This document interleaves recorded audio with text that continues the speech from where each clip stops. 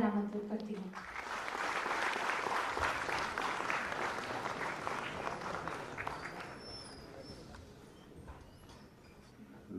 Shah, Chairman of the Board,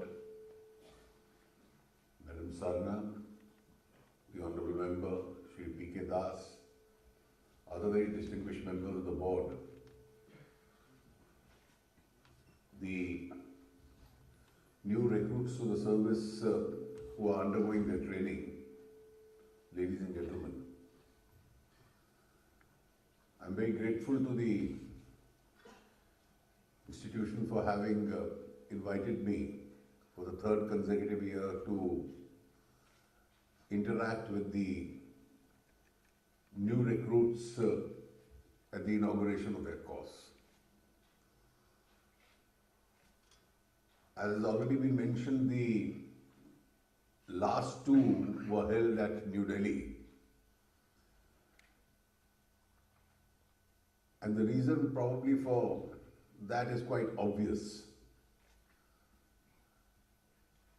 The state of the mind was that one could save one's own time if you had it somewhere close to the office in Delhi, because notionally coming to the institution at Faridabad was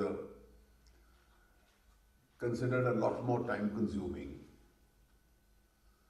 But then one of the requirements of my responsibility is to visit each of these institutions.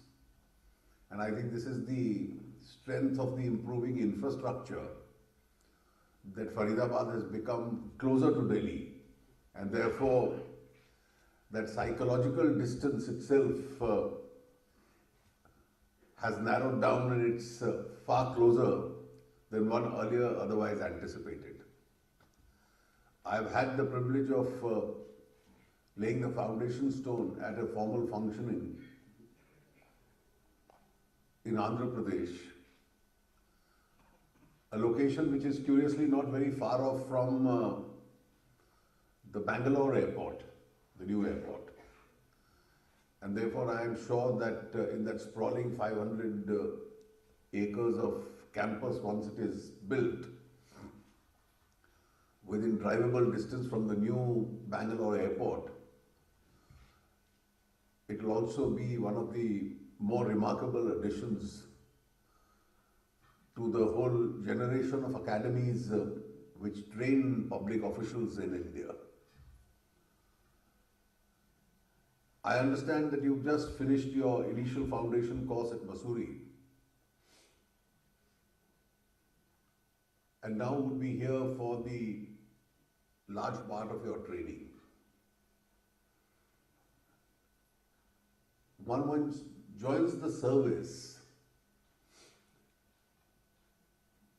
there is obviously a need and a desire to have much higher levels of idealism, because it is that level of idealism which can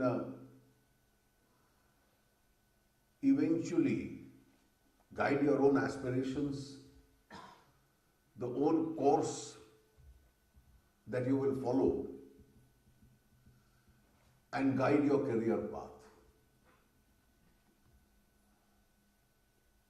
But from my experience, having been in public life and on several occasions a part of the government, has been that for public servants and civil servants, it's extremely important that they carve out their own roadmap. And their roadmap really is to be determined by the career path that they choose for themselves. Shortcuts never help, because at the end of the day, a colleague is judged by how his or her other colleagues judge them and the kind of impression they hold about them.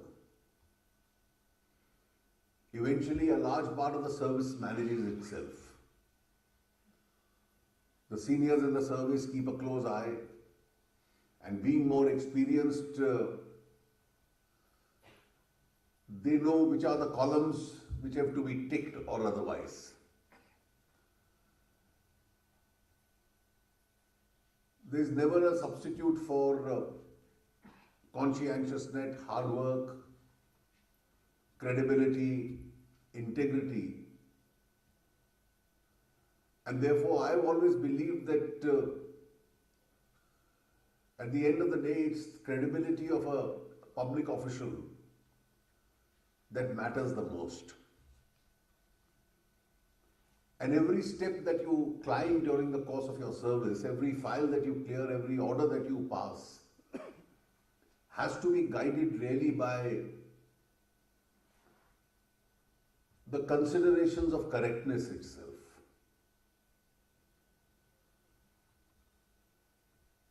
Service also provides a great opportunity for a self-learning process. What we've studied in our schools and colleges are limited disciplines. Life in schools is particularly very regimented. College is a little more liberal. But then your scope of learning is confined to the academic subjects that you study. Of course, there is one change as far as the present generation is concerned. And with the advancement of the net, the width of knowledge on a variety of subjects an individual can consume today, I think is much larger than it existed in the earlier generations. Therefore, your fundamentals are going to be more sound than your earlier generation. The width of the subjects on which you accumulate knowledge is going to be far bigger. Your deep insight as to what is happening in the rest of the world is going to be far greater. But then every subject that you study in the course of your service, every case or every file that you deal with, itself will change. The number of products being produced will change. Their processes will change. They will evolve. And therefore, when you adjudicate on what will be the leftovers of the present manufacturing tax, itself a different kind of application of mind will be required. New services will emerge. And therefore, the taxman's desire to analyze them and impose an incident of tax on them itself will emerge. Now, if you look at your career path, and I saw from the brief profile which was just given, then most of you are in various age groups of 23 years upwards, but the average age being in 20s. The next 30 to 35 years of service, in some cases it may be a little less. One doesn't anticipate today as to where the nature of the world itself is going to change. And each day for you will be a learning process. So from the time your senior colleagues in the board, when they must have joined the service, if you look at India at that time, a country where incidence of direct tax, the income tax, would have been extraordinarily high. And in an extraordinarily high taxation economy, evasions itself were very high. The width of the banking system itself was very small. India was not a great manufacturing economy, and therefore with a low base of manufacturing, our manufacturing taxes were very high. The idea of a service tax was not even thought of. Being dependent on a large number of foreign products, customs was also a key primary source of earning. And the revenue perceptions were, in terms of policy, that you levy a higher rate of tax and probably that will get you greater collections. And then we've seen post 1991 the entire course of economy altering itself. That what you need is a broader base of economy for which you need a lower level of taxation. You need to manufacture products and provide services which are more competitive in character. And therefore your taxes will have to be globally compatible. And competition is not merely domestic, competition is global. And therefore, over the last 2.5 decades, we've been guided by those principles itself. And I think one important change while you will be in service, and that's a change which has always puzzled me from the past. There are many economies in the world, as they grow, they develop. Payment of legitimate taxes is a part of a citizen's duty. And non-payment is visited with severe consequences. We have lived through the last 7 decades in India under an impression that if avoidance could be done of government revenue, there was nothing improper or immoral about it. That was considered to be commercial smartness. And of course, some people were visited with very serious consequences.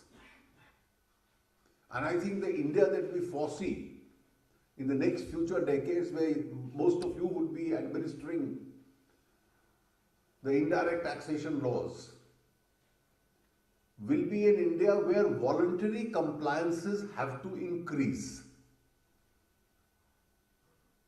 And the mindset of the taxpayer that payment of legitimate taxes is a responsibility, and that then should be reciprocated by you with a confidence in the taxpayer that the taxpayer is to be trusted. Except when it is proven otherwise, and therefore it's only in those select cases, very objectively selected, that you go in for a wider audit or a wider scrutiny itself. Standardization of practices, advent of technology, I think this is all going to assist you in this exercise. And therefore, one of the areas which is now radically altering itself, whereas the border taxes, the custom duties, will remain outside that sphere, because that relates to products coming into India. We are now undergoing a process where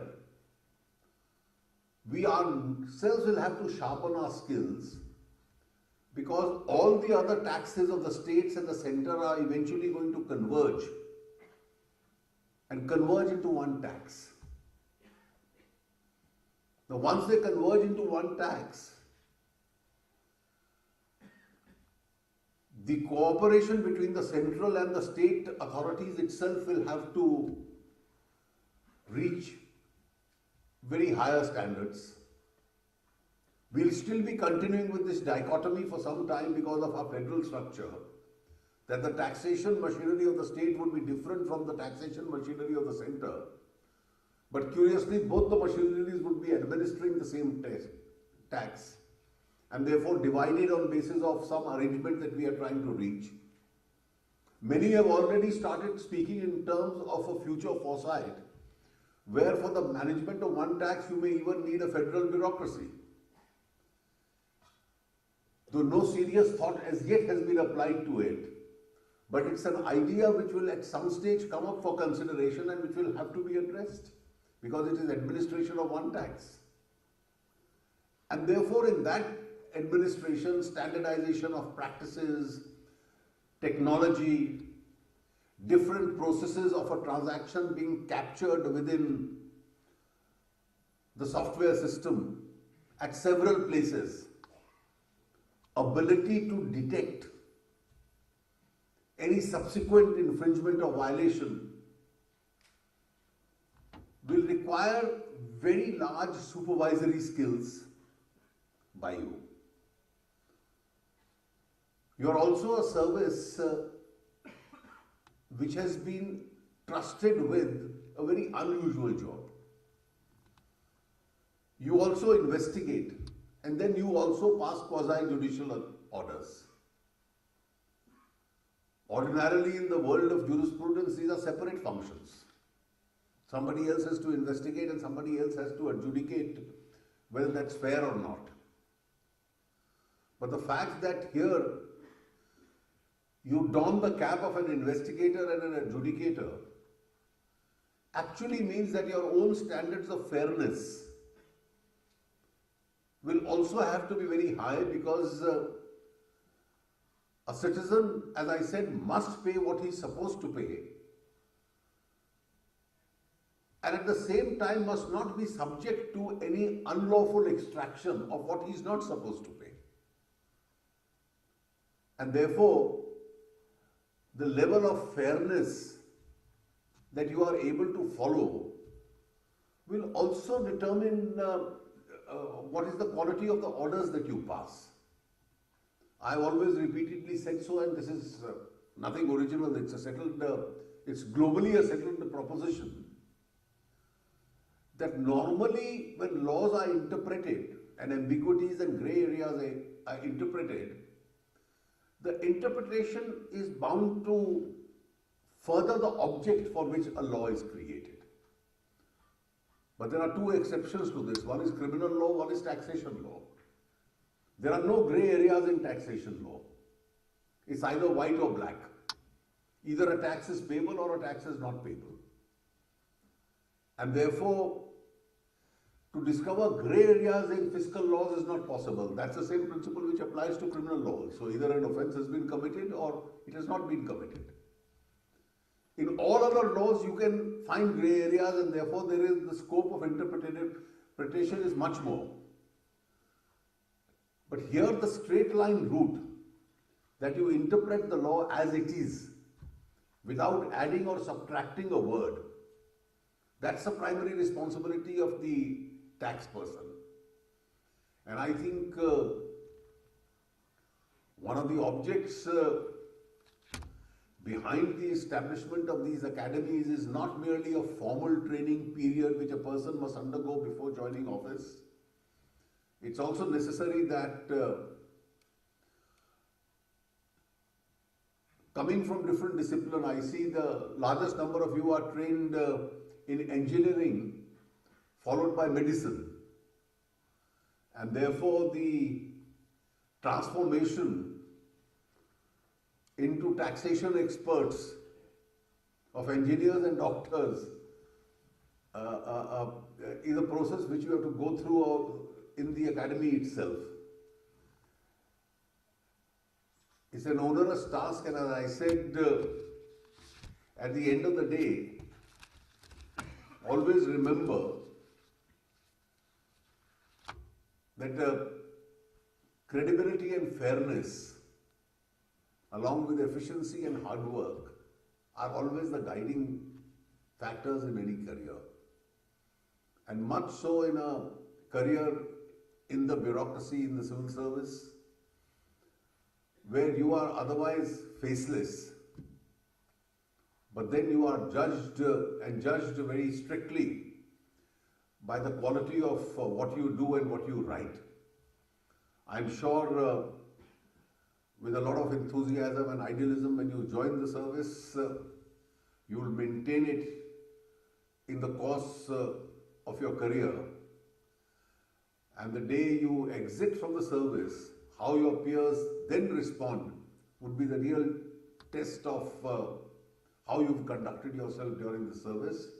My best wishes to all of you, and I wish you a great career in the service ahead. Thank you.